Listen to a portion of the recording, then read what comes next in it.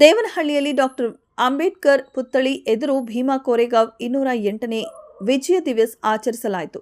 ಛಲವಾದಿ ಮಹಾಸಭಾ ಹಾಗೂ ಡಿಎಸ್ಎಸ್ ಕಾರ್ಯಕರ್ತರು ಕಾರ್ಯಕ್ರಮವನ್ನು ಆಯೋಜಿಸಿದರು. ಡಿಎಸ್ಎಸ್ ರಾಜ್ಯ ಸಂಘಟನಾ ಸಂಚಾಲಕ ಕಾರಹಳ್ಳಿ ಶ್ರೀನಿವಾಸ್ ಮಾತನಾಡಿ, ಮಹರ್ ಸೈನಿಕರ ಸಾಹಸವನ್ನು ಸ್ಮರಿಸಿದರು. ಕೇವಲ 500 ಮಂದಿ ದಲಿತ ಸೈನಿಕರು ಸಾವಿರಾರು ಪೇಶ್ವೆ ಸೈನಿಕರನ್ನು ಸೋಲಿಸಿದ ಇತಿಹಾಸವನ್ನು ವಿವರಿಸಿದರು. ಜಾತಿ ಅಸ್ಪೃಶ್ಯತೆ ಮತ್ತು ಶೋಷಣೆಯ ವಿರುದ್ಧದ ಮಾನವೀಯ ಹೋರಾಟ ಇದಾಗಿತ್ತು ಎಂದರು. 2018ರ ಜನವರಿ 1ನೆಯ ವಿಜಯವೇ ಭೀಮಾ ಕೋರೆಗಾಂವ್ ಯುದ್ಧವೆಂದು ಇತಿಹಾಸದಲ್ಲಿ ಪ್ರಸಿದ್ಧವಾಗಿದೆ ಎಂದರು. ತಹಶೀಲ್ದಾರ್ ಎಂ ಅನಿಲ್ ಮಾತನಾಡಿ, ಹೊಸ ವರ್ಷದ ಶುಭಾಶಯಗಳೊಂದಿಗೆ ವಿಜಯ್ ದಿವಸ್ ಮಹತ್ವ ವಿವರಿಸಿದರು. ದಲಿತರು ಸಹ ಕ್ಷತ್ರಿಯರಂತೆ ಹೋರಾಡಬಲ್ಲ ಶಕ್ತಿಗಳಾಗಲೆಂಬುದನ್ನು ಈ ಯುದ್ಧ ಸಾಬೀತುಪಡಿಸಿದೆ ಎಂದರು. ಕಾರ್ಯಕ್ರಮದಲ್ಲಿ ಗ್ರೇಡ್ 2 ತಹಶೀಲ್ದಾರ್ ಜಯಕುಮಾರ್ ಹಾಗೂ ವಿವಿಧ ಇಲಾಖೆಯ ಅಧಿಕಾರಿಗಳು ಭಾಗವಹಿಸಿದರು. ಡಿಎಸ್ಎಸ್ ಮತ್ತು ಛಲವಾದಿ ಮಹಾಸಭಾ ಮುಖಂಡರು, ಕಾರ್ಯಕರ್ತರು ಹೆಚ್ಚಿನ ಸಂಖ್ಯೆಯಲ್ಲಿ ಹಾಜರಿದ್ದರು. ವರದಿ ಮಂಜುನಾಥ್ ಡಿಎಂ. ಕ್ಷಣ ಕ್ಷಣದ ಸುದ್ದಿಗಾಗಿ ವೀಕ್ಷಿಸಿ ರಾಷ್ಟ್ರಧ್ವನಿ ನ್ಯೂಸ್ ಕನ್ನಡ. ಬಾಬಾ ಸಾಹೇಬ್ ಅಂಬೇಡ್ಕರ್ ಅವರಿಗೆ, ಬಾಬಾ ಸಾಹೇಬ್ ಅಂಬೇಡ್ಕರ್ ಅವರಿಗೆ.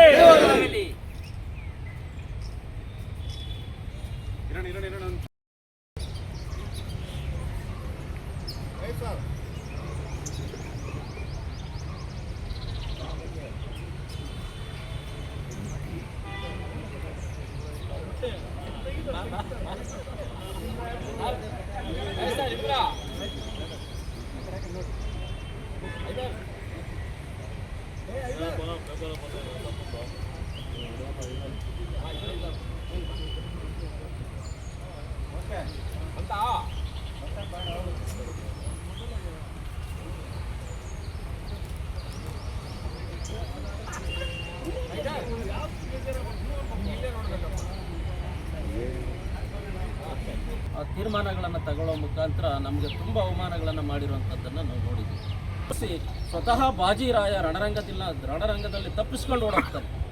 ಇಡೀ ಪೇಶ್ವೆಯ ಸಾಮ್ರಾಜ್ಯವನ್ನು ಈ ಮಹರ್ ಸೈನಿಕರು ಸೋಲಿಸಿದ ಕೀರ್ತಿ ಅದೇ 1818 ಜನವರಿ 1ನೇ ತಾರೀಕು ಅದು ದಲಿತರ ವಿಜಯೋತ್ಸವ ಅಂತ ಹೇಳ್ಬಿಟ್ಟು ಬಾಬಾ ಸಾಹೇಬರು ಘೋಷಣೆ ಮಾಡ್ತಾರೆ.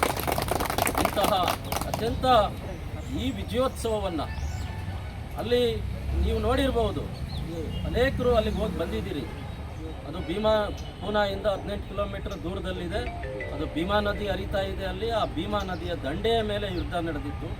ಅಲ್ಲಿ 22 ಜನ ಮೊಹರ್ ಸೈನಿಕರು ಹತರಾಗ್ತಾರೆ. ಅವತ್ತು ಆ ಬಲಿದಾನ ಸಾಯ್ತಾರೆ. ಅದರಲ್ಲಿ ಆ ಸತ್ತ ನೆನಪಿನಲ್ಲಿ ಯೋಧರಿಗೆ, ಮಡಿದಂಥ ವೀರ ಯೋಧರಿಗೆ ಗೌರವ ಸಲ್ಲಿಸಿ ಬರ್ತಾ ಇದ್ರು. ಇದು ಅಂಬೇಡ್ಕರ್ ಅವರು ನಮಗೆ ಕೊಟ್ಟಿರುವಂಥ ಚರಿತ್ರೆ. ಕಾರಣ ಇಷ್ಟೇ, ಕೆಲವರು ಯಾರು ಬೇಕಾದರೂ ಏನು ಬೇಕಾದರೂ ಹೇಳ್ಬೋದು. ಆದರೆ ಆ ಸಂದರ್ಭದಲ್ಲಿ ನಮ್ಮನ್ನು ನಾಯಿ ನರಿಗಳಿಗಿಂತ, ಪ್ರಾಣಿ ಪಕ್ಷಿಗಳಿಗಿಂತ ಹೇಳ್ತಾ ಇತ್ತು. ಆ ನಡೆಸ್ಕೊಳ್ತಿದ್ದಂಥ ಸಂದರ್ಭದಲ್ಲಿ ನಮಗೆ ಅನ್ಯ ದಾರಿ ಇರಲಿಲ್ಲ, ನಾವು ಬದುಕಲೇಬೇಕಿತ್ತು.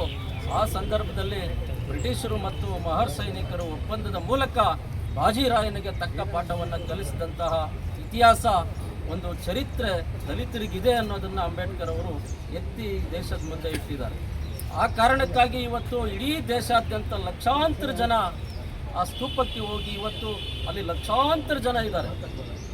ಕೋರೆಗಾಂವಲ್ಲಿ ಕೋರೆಗಾಂವ್ ವಿಜಯೋತ್ಸವ ಏನು ಆಚರಿಸ್ತೇವೆ, ಇದು ಬಹುಮುಖ್ಯವಾಗಿ ಸಮಾನತೆಯ ಪ್ರತೀಕ. ಏಕೆಂತಂದರೆ ಯಾರೂ ಎಲ್ಲರಿಗೂ ಬೇಕಾಗಿರೋದು ಸಮಾನತೆ ಬಹುಮುಖ್ಯವಾಗಿರುತ್ತೆ. ಅದರಿಂದ ಯಾವುದೇ ವಿರೋಧಗಳು, ಯಾವುದೇ ತೊಂದರೆಗಳು ಜನರಿಗೆ ಆಗದಂತೆ ನಡ್ಕೊಳ್ಳುವಂಥದ್ದು ಇದು ಬಂದಿದೆ. ಬಾಬಾ ಸಾಹೇಬರು ಎಲ್ಲರಿಗೂ ನಮಗೆ ಹೇಳ್ಕೊಟ್ಟಿರೋದು ಏನು ಅಂತಂದರೆ, ಎಲ್ಲರೂ ಸಮಾನತೆಗಾಗಿ ಹೋರಾಡಿದ್ದೀವಿ. ಯಾಕಂದರೆ ಯಾರು ಇಲ್ಲಿ ಕಡಿಮೆ ಇರಲ್ಲ ಅಂತೇಳಿ ಎಲ್ಲ ಬಹುಮುಖ್ಯವಾಗಿ ಶಿಕ್ಷಣದಲ್ಲಿ ನಾವು ಮುಂದುವರೆದು ಎಲ್ಲರೂ ಸಮಾನತೆಯಿಂದ ಇರಲಿ ಅಂತ ಹೇಳಿದ್ದಾರೆ. ಹಾಗೆ ಎಲ್ಲರೂ ಅದಕ್ಕೆ ಶ್ರಮ ಪಡೋಣ ಅಂತ ನನ್ನದು ಮತ್ತು ಹೊಸ ವರ್ಷದ ತಹಶೀಲ್ದಾರ್ಗೆ ಒಂದು ಲಾಡಿ ಕೊಟ್ಟಿದ್ರೆ ಇಲ್ಲೇ ನಿಂತಿದ್ರು ಕೊಡೋಗಿಯಲ್ಲಿ ಪತ್ರಕರ್ತರೆಲ್ಲ ಅಲ್ಲ ಅವ್ರಿಗೆ ಒಂದು ವಿಜಯೋತ್ಸವ ಅವ್ರಿಗೂ ಕೊಡಬೇಕು. ಇವತ್ತು ಇಲ್ಲಿ ನಮ್ಮ ತಾಲೂಕಿನಾದ್ಯಂತ ಆಚರಣೆ ಮಾಡಬೇಕು ಮತ್ತು ವಿಜಯೋತ್ಸವದ ಇತಿಹಾಸವನ್ನು ಪ್ರತಿಯೊಬ್ಬರು ಓದಿ ಈ ಒಂದು ವಿಜಯೋತ್ಸವದ ಸ್ಥಳಕ್ಕೆ ಭೇಟಿ ನೀಡಿ ಪ್ರತಿ ಮನೆಗೆ ಒಬ್ಬೊಬ್ಬರಾದ್ರೂ ಅಲ್ಲಿ ಭೇಟಿ ನೀಡಬೇಕು. ಅದರ ಒಂದು ಪವಿತ್ರತೆಯನ್ನು ತಿಳ್ಕೊಂಡು ಅದನ್ನು ಧನ್ಯವಾದಗಳು ನಾವು ಈ ಕಾರ್ಯಕ್ರಮ ಉದ್ದೇಶಿಸಿ ಪೂರ್ಣ ಹತ್ರ ಇರುವಂತಹ ಭೀಮಾ ಕೊರೆಗಾಂವ್ ಅನ್ನೋ ಒಂದು ಸ್ಥಳದಲ್ಲಿ ಮಹಾರ್ ಸೈನಿಕರಿಗೂ ಮತ್ತೆ ಆಗಿನ ಕಾಲದಲ್ಲಿ ಏನು ಅಲ್ಲಿ ಆಡಳಿತ ನಡೆಸ್ತಾ ಇದ್ರು, ಅಲ್ಲಿ ಆ ಜನರನ್ನ ಅತ್ಯಂತ ಅಮಾನೀಯವಾಗಿ ಅವರು